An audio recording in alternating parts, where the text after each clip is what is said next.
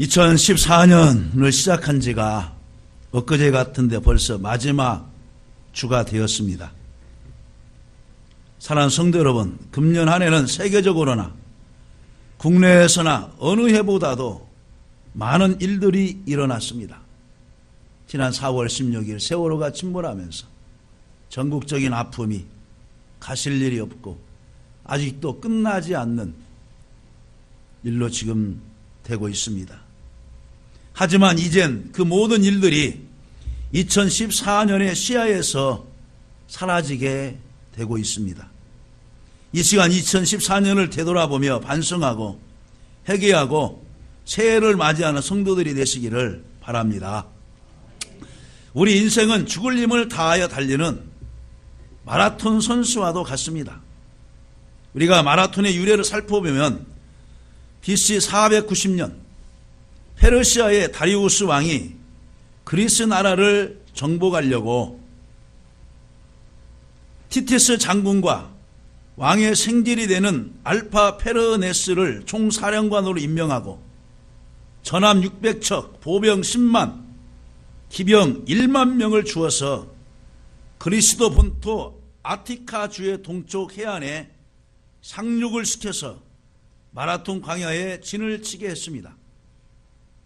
그 마라톤 광야는 그리스 아테네에서 동북으로 42.195km 지점에 있습니다. 이때 아테네에서는 용감무쌍한 밀티아데스 장군을 총사령관으로 불과 1만 명의 마차와 기병을 가지고 마라톤 평야에 페르시아 군을 요격하여 큰 승리를 거두었습니다. 이 전성의 기쁜 소식을 아테네 시민들에게 속히 전하고자 필리피디스라는 청년이 단숨에 42.19km를 달려가서 그들에게 외칩니다. 승리는 우리에게 있다. 우리 군이 첫 공격에서 승리했다고 외치면서 그만 쓰러지고 맙니다.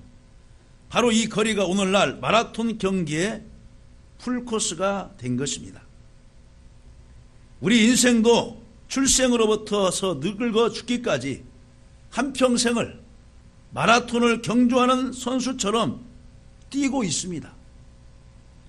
그리스도인의 신앙생활도 마라톤 경기와 같다고 성경 여러 곳곳에서 기록되어 있습니다.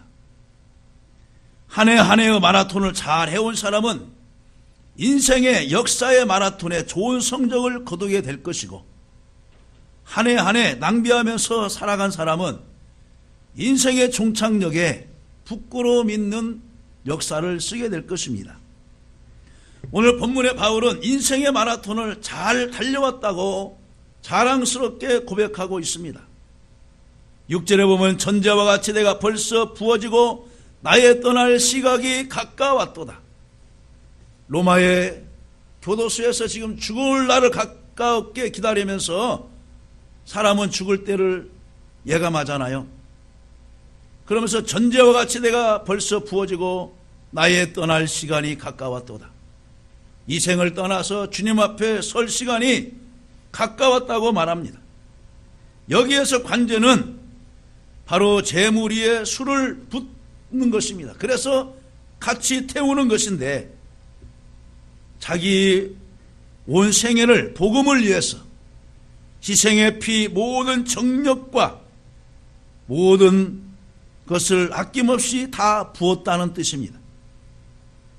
인생이 자기 일생의 가장 올바른 일을 위해 온갖 정력과 고열을 다 부으며 산 사람은 인생에 부끄럽지 않습니다. 바울은 지금 연세도 많아졌고 앞으로의 순교를 내다보면서 세상을 마칠 기약이 가까웠다고 고백을 합니다. 인생의 마라톤을 다시 한번 회개해 보면서 부끄럽지 않게 자랑스럽게 달려온 바울 사도를 생각해 보며 우리도 한 해를 잘 살아왔는지 한번 본문 말씀을 통해서 생각해 보면서 은혜를 나누고자 합니다. 첫 번째로 한 해를 우리는 어떻게 달려왔는가? 바울 사도는 선한 싸움을 싸우면서 달려왔다는 것입니다. 여기에서 말한 바울의 선한 싸움이 무엇입니까? 바울이 복음을 전할 때 많은 핍박자들과 저항 세력들이 있었지만은 그래도 저들에게 굴하지 아니하고 굳건하게 복음을 전하는 일, 거짓 교사들의 중상모략을 받으면서도 율법주의자들과 대결하면서 끝까지 복음을 설득력 있게 전하는 일, 복음을 전할 때 오랜 여행에 피곤이 쌓이고 때로는 옥에 갇히고 매도 수없이 맞고 굶주리고 헐벗고 춥고 강의 위험과 바다의 위험, 강도의 위험, 광야의 위험, 짐승의 위험 등에서도 좌절하지 않고 달려왔던 자기 자신을 고백하고 있습니다.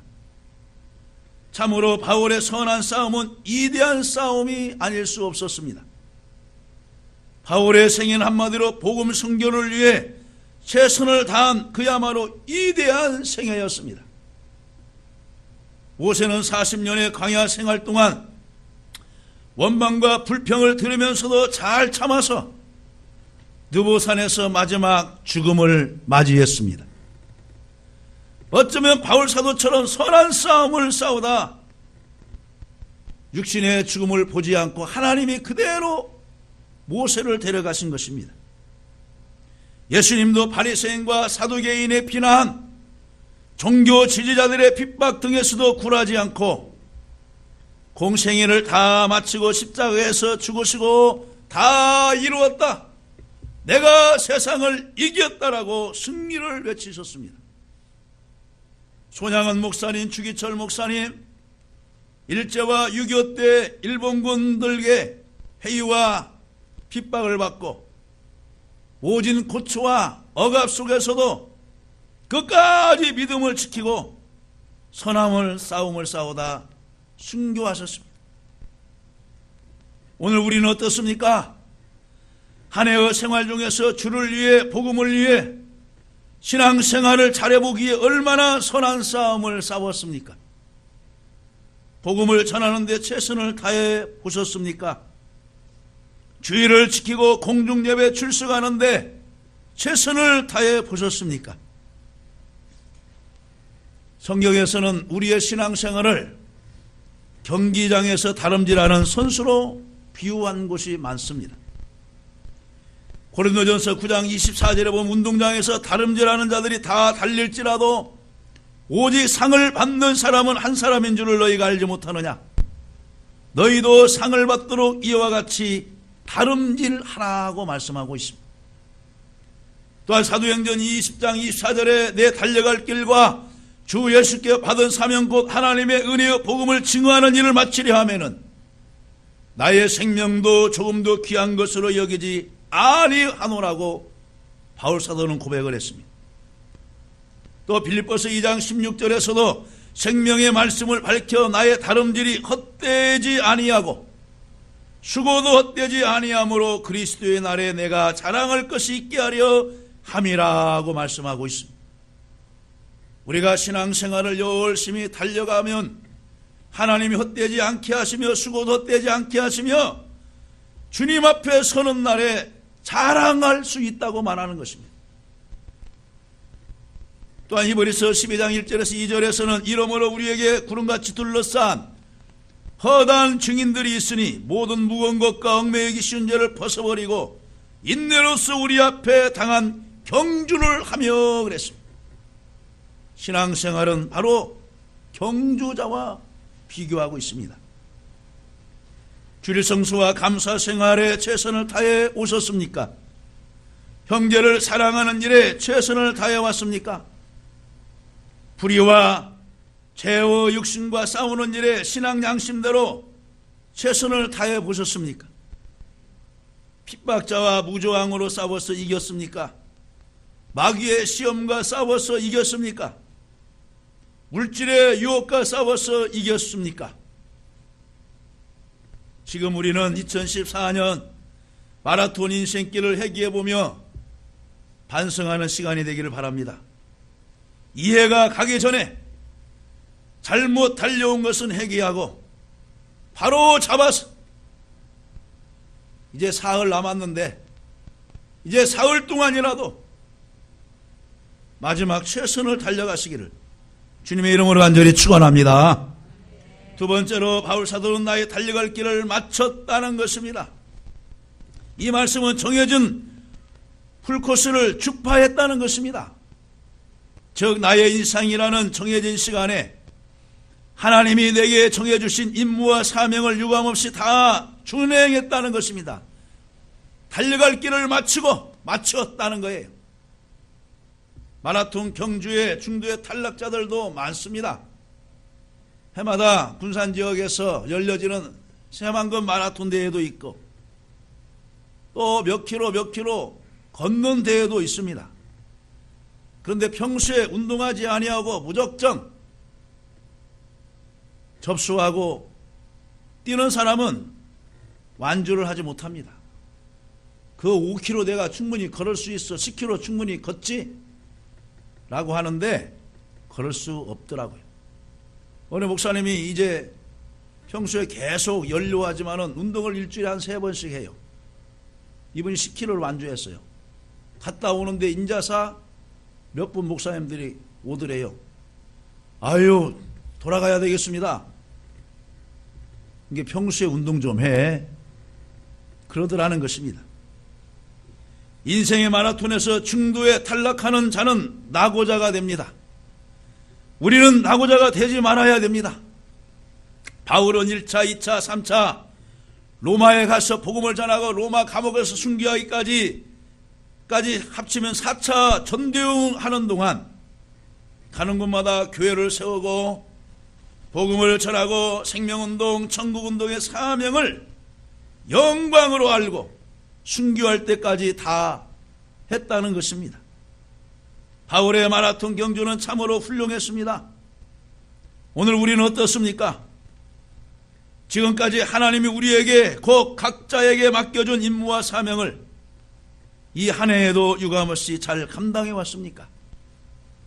내가 가정에서 가장으로, 주부로, 부모로, 자녀로 할 일을 잘 해왔습니까?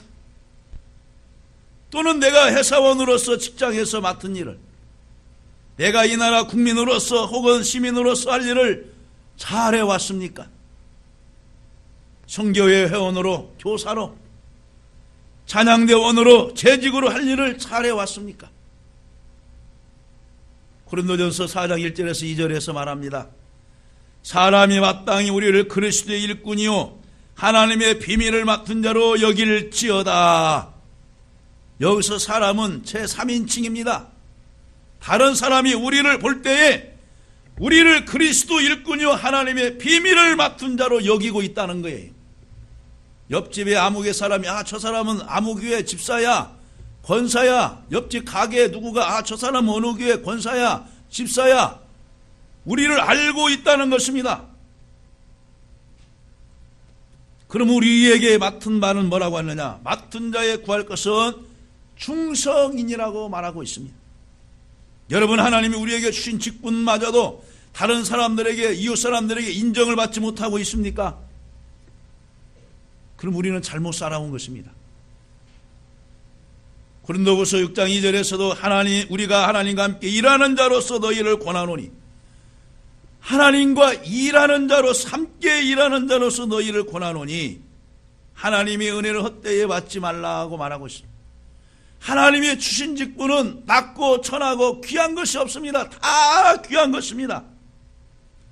그러므로 하나님이 주신 직분에서는 뭐냐? 은혜로 알고, 바울 사도의 고백처럼 모든 것이 다 하나님의 은혜다, 나에 대한 것은 다 하나님의 은혜다. 다윗이 고백한 것처럼 내게 주신 은혜를 무엇으로 보답할꼬? 항상 그 은혜의 마음으로 우리에게 주신 직분을 잘 감당해야 될 줄로 믿습니다. 고린도후서 6장 3절에서 6절 말씀 보면은 우리가 이 직분이 비방을 받지 않게 하려고 무엇이든지 아무에게도 꺼리끼지 않게 하고 오직 모든 일에 하나님의 일꾼으로 자천하여 그랬어요. 자원하여 그렇다는 말이에요. 이 직분이 비방을 받지 않게 하려고 목사가, 장로가, 권사가, 집사가 다른 사람들에게 비방을 받지 않게 하려고 무엇에든지 아무에게도 꺼리끼지 않게 하고 오직 모든 일에 하나님의 일꾼으로 자천하면서 하라는 거예요. 오늘 호명하고 직분을 맡은 여러분들이 이러한 마음 자세로 새해에도 충성하시기를 주님의 이름으로 간절히 축원합니다. 우리 그리스도인들은 교회 안팎에서 할 일을 제대로 해야 되는 것입니다. 이 시간 또 반성도 하면서 다짐도 해보시기를 바랍니다. 자기는 할 일을 안 하고 남이 하는 일을 방해나 하고 헐뜯고 질투하고 시기하고 방관하고 그런 적은 없었는지 한번 반성해 보시기를 바랍니다. 남이 잘하면 칭찬해주고 격려해주고 못한 허물이 보여지거든 그것을 또 다른 사람에게 전가하고 흉보하는 것이 아니에요. 감싸주고 아직은 성숙되지 않아서 그런구나. 포도주도 성숙된 포도주가 맛있잖아요. 어제 담았는데 오늘 바로 마셔요? 그것은 생포도 먹는 것이 낫죠. 그분이 미흡해서 잘못하고 실수하면 잘할 때까지 성장할 때까지 기다려주는 거예요. 이것이 성숙된 성도의 모습이고 서로 사랑하는 모습인 줄로 믿으시기를 간절히 바랍니다.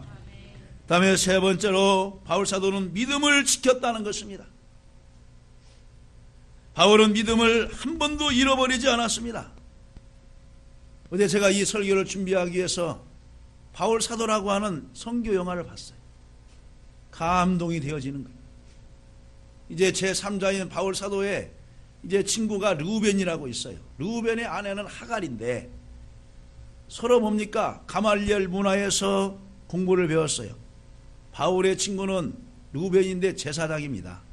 율법사예요. 서로 갈등을 하게 되는 것입니다. 그러면서 이제 바울이 대제사장들에게 조서를 받아가지고 다메섹으로 가다가 강한 빛을 보고 쓰러집니다. 이때 이제 주님의 음성을 듣고 주님을 만나고 직가라는 도시에 가서 아나니아에게 안수를 받고 눈이 뜨여지게 되고 그 순간에 이제 자기가 세례를 받고 바나바한테 세례를 받고 이제 복음을 전하게 되는데 거기서부터 환란이 시작되는 거예요. 과거처럼 로마의 시민권으로 있으면은 대접도 받고 환영도 받고 하는데 주님을 믿기로 다짐한 후부터 절대로 뒤돌아가지 않습니다. 믿음을 지켰다는 것입니다. 복음을 전할 때마다 온갖 어려움이 많이 있었고 환난, 핍박, 천대, 생명의 위험, 배신당하는 일, 중상, 모략, 시기, 질투, 온갖 이어, 공갈, 또 몸의 질병 등등 이런 어려운 여건 속에서도 믿음을 한 번도 포기하지 않았습니다. 믿음을 지켰다는 것은 그리스도에 대해 배신하지 않고 그리스도에 충성되고 신실한 종의 이치를 지켰다는 것입니다. 그렇다면 우리는 어떻습니까? 2014년 성도의 기본을 잘 지켜왔습니까? 믿음의 회의는 해본 적이 없습니까? 내가 이거 믿어도 되냐? 내가 이 일을 계속해야 되느냐? 갈등해 본 적은 없습니까? 믿음의 동요는 없었습니까? 교회 밖으로 나갔다 들어왔다 하는 일은 없었습니까? 아니면 심령이 잠들어 잠시 쉬지는 않았습니까? 성경이 가르치는 대로 믿음을 잘 지켜왔습니까? 이 시간 한번 반성해 보시고 우리는 믿음을 잘 지키는 하나님의 자녀가 될 줄로 믿으시기를 간절히 바랍니다. 힐티의 행복론 중에 보면은 사람은 네 가지를 가지고서 행복하다는 겁니다. 첫째는 숙명론, 운명론. 둘째는 극기주의, 즉 도덕주의. 셋째는 이기주의, 물질주의. 넷째는 신앙생활이라고 말을 했습니다. 여기에서 힐티는 제1의 숙명론은 사람은 무감각하게 살고 잘돼도 못돼도 팔자 타령만 하고 사니까 무감각의 생활을 한다는 거예요. 두 번째는 뭐냐? 극기주의입니다. 이 사람은 냉혹하게 살고 금욕 극기주의로 사니까 고행의 길을 간다는 것입니다. 세 번째, 이기주의. 이 사람은 욕심을 버리지 못하니까 인정이 메마른 생활을 한다는 겁니다. 네 번째로, 신앙으로 길을 걷는 사람.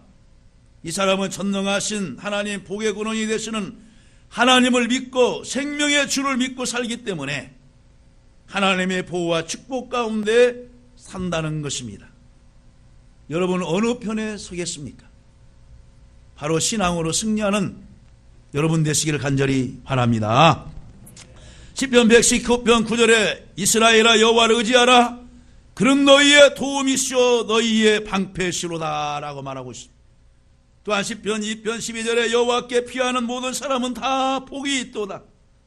시편 5편 12절에 여호와여, 주는 의인에게 복을 주시고 방패로 함같이 은혜로 그들을 호위하시리로다 말씀하고 있습니다.